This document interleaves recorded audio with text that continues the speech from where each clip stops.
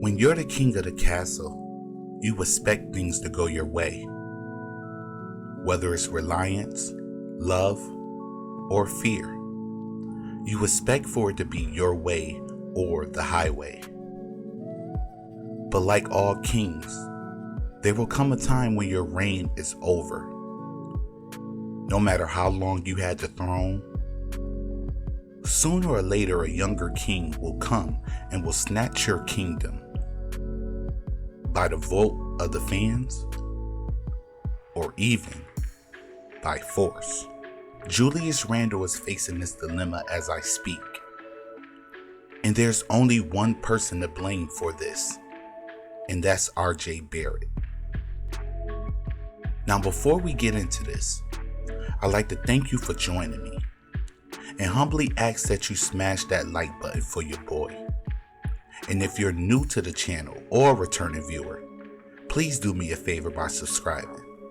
I want to make this my main income, and you guys can help me with that. So help your boy out. And with that being said, let's talk Knicks.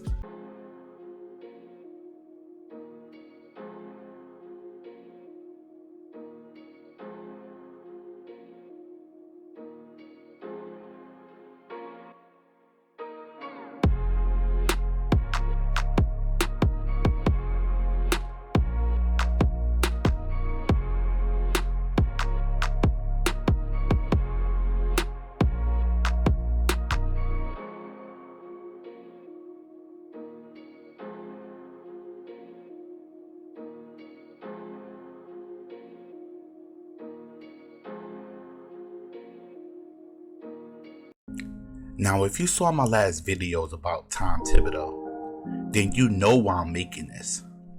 And you also know why Randle has a valid reason for blaming RJ for his rough season and the throning. See, when the season started, it was clear, and I mean very clear, who their go-to guy was.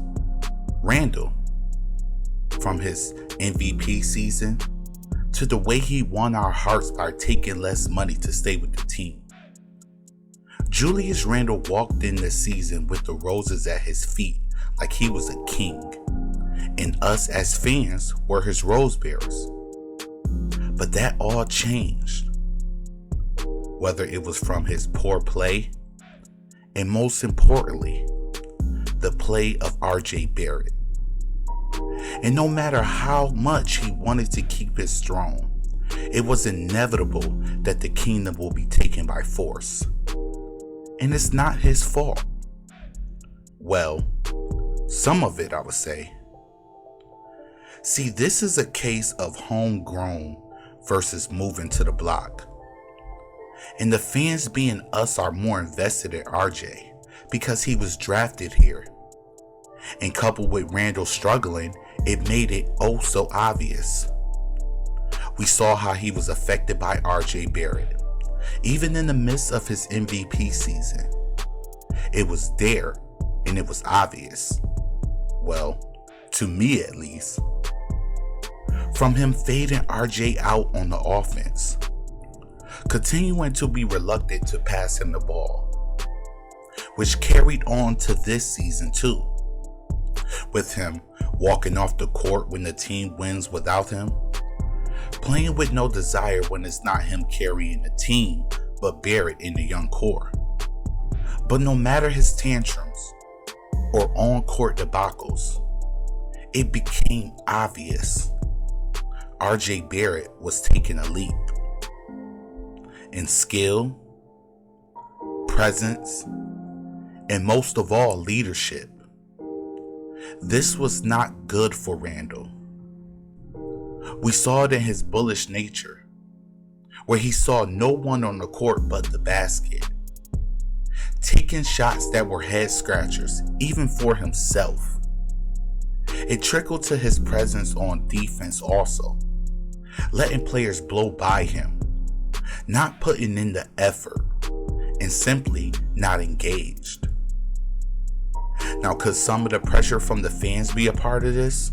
Sure. I could also say the pressure of winning and incorporating new players played a part too. But when you're not engaged with your team, sitting by yourself in huddles, not even celebrating wins with your team, it's a problem and signals that you don't want to be there, and that's never good. I'd like to thank you all for joining me. And if you think the pairing of Randle and Barrett has no future, let me know your thoughts in the comment section. The season is done and choices must be made. So give this video a like, subscribe, and make sure to hit that bell before leaving. And remember to always lead by example.